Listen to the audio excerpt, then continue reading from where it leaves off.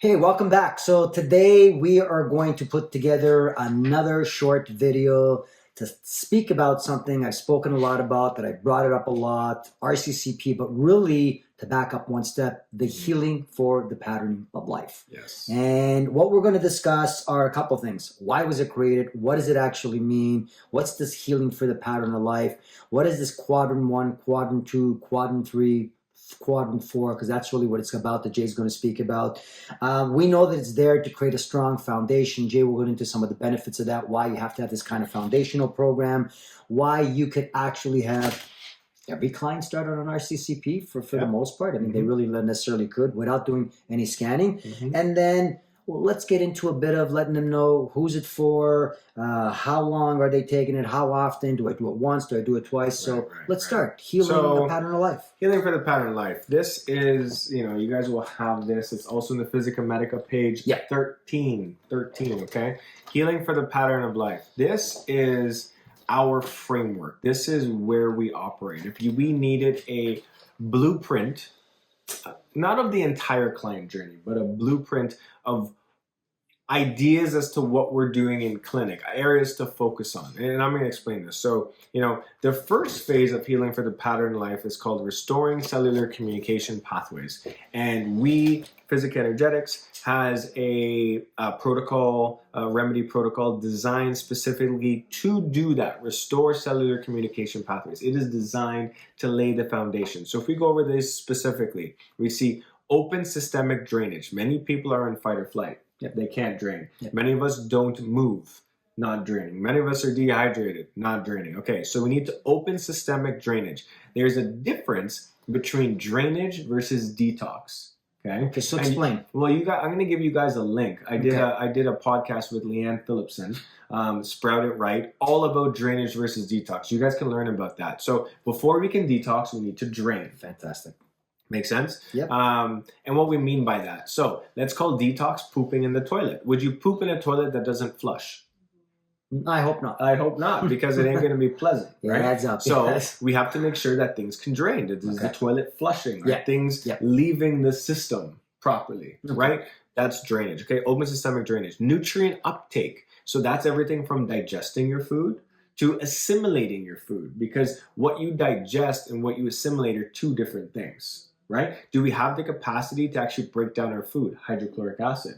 Does our small intestine have the ability to assimilate those nutrients? Okay. So let me just jump in with nutrient uptake, which means that I could be eating a lot of great food, taking supplements of a certain nutrient. I come in, you test me and say, Kennedy, you're low on zinc. And I say, but I take a great supplement. I eat all these greens. Peeing it out, left spin. Right. It's not being retained. Okay. Right. Enzyme and colon health, pretty straightforward. Do we have digestive enzymes? Are our bowels backed up? Are we constipated? Do we have diarrhea? Can I get you to touch something on colon health? One of the products in there is Nat Colon, and not everybody might be familiar with it. Okay. My wife brought it up a while ago. I've said it to her a few times. It never clicked, but one time last year you said something to her, which was, you said to her, tonification. She remembers you saying that, and it stuck with her from 12 months ago. She really did. She laughs about it. She goes, because she was telling my mother-in-law about, oh, Mom, it's tonification. Jason told me this a year ago. Explain that part, because they know you take it before bed, maybe it makes you puke, but what's the tonification part? Why? So most people who are constipated are focused on fiber. Fiber does what? I'm just shoving things down a tube, right? That's what most people do in a constipation state. Put more fiber in, which can actually cause more constipation, but they're just trying to stuff things down a tube. The reason someone's constipated is because the colon is not pumping. The colon is a muscle. It is smooth muscle, and it's supposed to pump. So technically, if a colon loses tone, like think muscle tone, like if it loses tone, then it becomes relaxed, and there's no pumping occurring. Well, if there's no pumping occurring, then poop isn't actually moving through the system. So Nat Colon is a gentle antimicrobial, and it has bitters that are designed to tonify the bowel, to get things to move through the system. If Nat Colon doesn't work for somebody, some people are like, I'm still not pooping. Well, then the problem is not necessarily the colon. It could be a nervous system problem. We know our tongue and our anus are connected through fascial lines. So much so that I've had clients use numbing creams when they have hemorrhoids, and their tongue goes numb. Oh, that's really interesting. You're cool. That is pretty cool, actually. Pretty cool, actually. Yes. So I almost want to try it. Well, you know, so there's that, and then hydration. Hydration, right? Hydration, Absolutely. heavy metals, Yeah. like microbial imbalances, like you guys have to start. We have to start looking through what else it is Yeah. could be, right? But that is the colon health, right? This is why we like water enemas, coffee enemas, hydrocolon therapy. Okay. Dr. Paul Drew at Quantum University is really big on colon health. At the end of the day, if poop isn't getting out, then you're translocating garbage. The job of the colon is to reabsorb water. Right. So if you're not pooping, then your body's reabsorbing toxic water from your colon, filter through your liver, congesting your lymphatic system, and now you got hard rocks in your bowels, which is a breathing place for bugs, right? So that's colon health. So when you say tonify, you literally mean the muscle needs to be stronger to move stuff To out. tone That's things why through the it system. makes total sense. Now, if I sit in a car, desk, couch, eating garbage, and my abdomen starts to distend, what's happening to my intestines? They start falling on themselves versus it being nice and tight up there. Yeah. Right? They start to fall over. Well, if they fall on themselves, then what happens? They're Things don't move through weakened. properly. Yeah, they can't do anything. Yeah, exactly. Okay. Right? You just lose muscle tone. Yep. Right? It literally means toning. I remember as a sprinter, I would not, like, say it was winter, we start sprinting again, and my obliques, I'm like, what the hell? My whole midsection would hurt between my ribs. All of those, your whole abdominal section works in a sprint fashion, just breathing hard. Your intercostals are secondary. So all of those muscles work to keep everything tight and together. Absolutely. But if we don't create tone, what happens? They start to fall apart. And if you lose tone in your musculoskeletal system, it's going to start to happen in the smooth muscle as well. Absolutely. It only takes time, right? Yeah, just people don't relate tonnage to smooth muscle, or It's the same thing. well, most people wouldn't even think of the colon as a muscle that actually has to move stuff through. They just think you push and stuff pushes through, but it's a muscle that has to contract to really push it through. Right? So realistically, some people can do a coffee enema or a water enema, and then they say, I don't poop for 2 or 3 days. Well, that's how slow their system is. Because realistically, if you do a coffee enema today, that means that all the poop in your colon today will come out. Correct? Yep. But if you ate today, then realistically, you should poop tomorrow.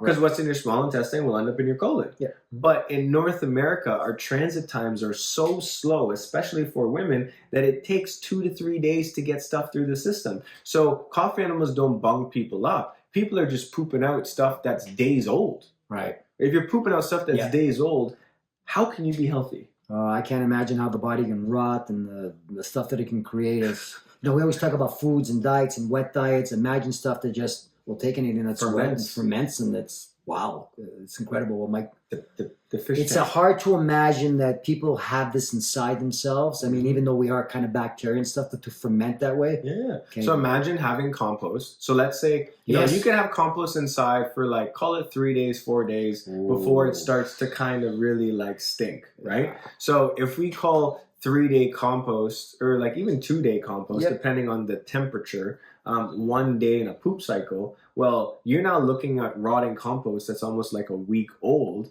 when realistically it should have been out after 2 days. That's what's happening inside of you, right? And anyone that's overweight, I learned this from my live blood cell teacher. Based on what she sees in live blood cell, she's like, people that are overweight are fermenting. That's all that it is. They're just fermenting. Fermentation. They're it's yeast. They're just blowing up. Blowing up. That's all it is. Okay. So next is hydration. Very important. We use Spectraline and Rehydrate as part of the RCCP. They work excellently. We have other talks on water quality. That's very important. Absolutely. The quality of water you're drinking. So that would be more of a lifestyle tip that would tie in there. pH balance. Are you acidic? Are you basic? Both are bad. We need something somewhere in the middle. And every system in the body is a little bit different. And are the cells communicating, right? So it's just, are the cells doing their job? And, from a metaphysical standpoint, we can refer to, our fish tank idea. So if I have a fish tank that is full of fish and I have happy hormones, love hormones, dropping into the fish tank in the form of food, well, then the fish are going to be happy and they're going to eat. Think of each fish as like a cell, right? Yeah. Now, I switch the happy and love hormones for anger, hate, shame, and guilt, which occur on a daily basis. Absolutely. That the food, the neuropeptides are flooding the body. And as they flood the body, do you think that the fish want to eat that? No, the cells don't want to open up and pull in water or nutrition from a shameful, angry environment. And if someone is shameful or guilty or full of anger, then hormonally, or not really hormonally, but on a bioterrain level, they can't be healthy. They're not thriving. Yeah. You know, it's like toxic. Yeah. And so that, in essence, creates left spin. No vitality, absolutely. And you start to lose vitality. Yeah. So, you know, when you're working with people and you're trying to get through this first phase, when you do an RCCP, generally it's very powerful and can really move someone along. But with that being said, if there's a lot of emotional turmoil, the process does take longer. And the older someone gets, the longer it takes. You can have someone on RCCP for like 3 months. You can have a basic RCCP. Right. The next month you can add in methylation, which we'll get into, and a little bit of drainage, a lymph remedy. You can add in a magnesium or a biocell or a green light. Like you can tinker that RCCP based off of like where that person's at and what they need. But if they're not doing the lifestyle and mental emotional work, it's going to be a very long journey. Okay, so phase 1.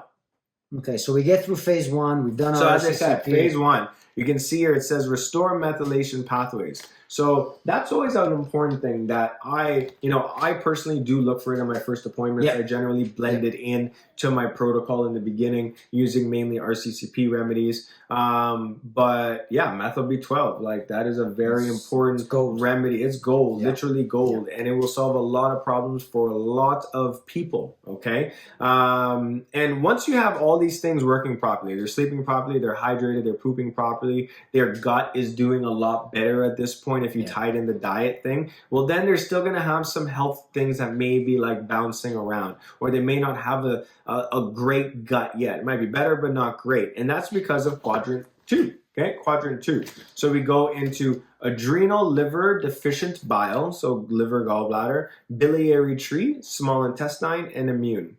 So we're focused on adrenal stability. A lot of people are in adrenal fatigue. Absolutely. Right? They're burnt out, blue light, not sleeping, junk food, alcohol, nicotine, caffeine, like you name it. Like there's all the things. So, you know, we have adrenal stability, phase 1, phase 2, phase 3 of the liver, hepatogest. Beautiful remedy for that.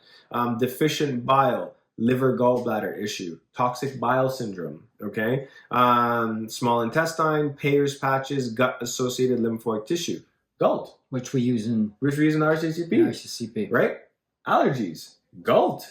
Allergies. Any sort of allergies, food sensitivities, is all has to do with the small intestine. But the small intestine is downstream of the vagus nerve. The vagus nerve connects to the brain. The brain is basically where our fight or flight mechanism comes from based off of our conscious or subconscious perspective of the world. That's a lot. It is. So let me ask you this quick question then. Quadrant 1, quadrant 2, the basic idea in quadrant 1 is restoring communication pathways. What am I really, I mean, there's a lot here, but what am I really trying to do in phase 2? Like phase 2, you're trying to get people into you're trying to get them into how would I explain this? It's very difficult to get a really stressed person into a not stressed state. Okay. But we can get them from like the height of their stress down. So when you're testing conductivity, ideally you can get them into like a 75 to 85 range, right? That they have some sort of adrenal stability. Now they may not be like not stressed, because stress is a perception. Absolutely. But at least they're in a more normal range within our conductivity ratings. Okay, we're really focused on getting that liver moving. Okay, so liver movement, stress. So getting the liver moving. So what are we talking about? Hepatogest, glutathione, methyl B12, liver gallbladder flushes, coffee enemas. We're trying to decongest that liver. And I do a manual test on people. I'll get them laying down. I'll push on the side of their stomach, technically, which the ribs should generally move. When you push down, like bones, like they should move. They should bounce back, right? Absolutely. Now, when you push on someone's liver side, if the ribs don't bounce, if things don't move, well, then you know that the fascia, the inflammation, everything is rigid and hard. So I don't really have to do all that much to show a person that obviously there's a lot of inflammation there. you know? And generally, I don't think I've ever had anyone tell me that they feel worse after like a liver gallbladder flush unless they're not pooping properly.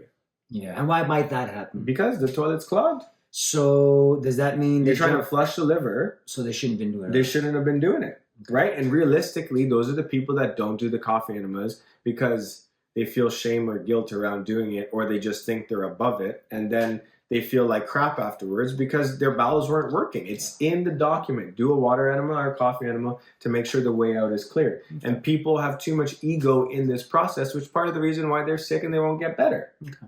So first two quadrants. So those are the first two quadrants. Now, let's focus on this. For most of you, it can take 6 to 8 months to just focus on these two quadrants. If you get really good, it can do it in like 3 months, but it takes time. And even when you feel like you're good here, you're kind of doing this with a little bit of this. Right. And then you get primarily here and you're doing a little bit of this with a little bit of this. So phase 3, what's phase 3?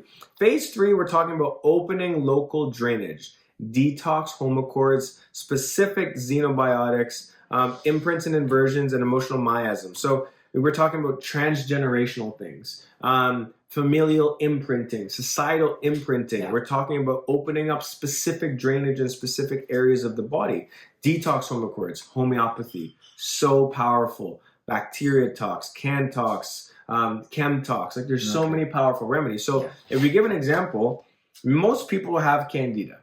Let's just focus on candida. Yeah, absolutely. I would agree. We got to open up the system. They got to eat an antifungal diet. Yep. You know, maybe they're doing coffee enemas or water enemas or colon hydrotherapy. Maybe they're pooping okay and it's just oral thrush, so we're doing oil pulling. Maybe, you know, their mouth is okay and their bowels are okay, but they're just stressed. So we're working on, you know, meditation or cold showers or anything of that sort. Absolutely. Right?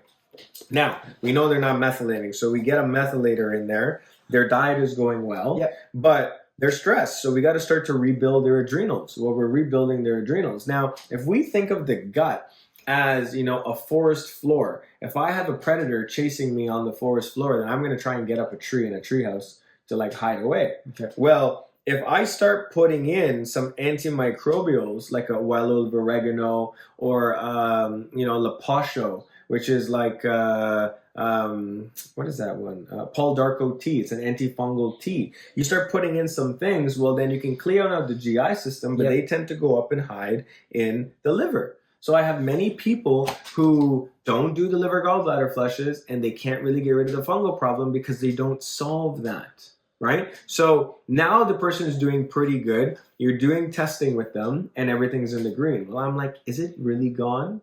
Well, this is where you can use detox homochords, which is any of the toxins, and you can filter people. So I can now put CanTox on the plate, Candida tox, and filter them, and all of a sudden my Candida's in the red now. Well, why is that? Well, the Candida's at deeper layers, and because we know homeopathy, which is based off of resonance, is technically resonating on a higher frequency, it can push some of these things out of the tissue. To the surface. Right. But why would you be pushing anything to the surface if their adrenals can't handle it and their liver isn't functioning and you haven't worked on all the things before that? Right. So, and this is where you can make someone sick. Which makes sense. So someone needs to be very stable in a good place. If you go from here to here, they're going to hit a wall at some point, and guess where you're going to end up? Right back here. Right back where you started. And you're going to realize that you didn't solve this problem. Okay, so this is why it's really important with you as a practitioner to discuss this. Now, in more advanced modules, we will go deeper into quadrant 3 and quadrant 4, but your main focus is to solve 1 and 2. If you can solve 1 and 2, you will do a better job than most practitioners at getting people better. Fantastic. So that's the healing of for the pattern of life. Yeah, Dr. Cass, Physic Energetics. Of course, as Jason said, at some time he touched on quadrant 3. We're so far off from most people, especially when you talk about filtering. There's so many layers in 1 and 2 that we need to focus on. People can't even eat properly. We got poor water. There's EMF. Like there's more than enough to focus on with 1 and 2. And realistically, unless you're working with complex cases, we don't need to get to those deeper systems just yet. Solve these basics first, and I promise Coach and I will come back with some more intense information. Have a wonderful day, guys. Thank you very much.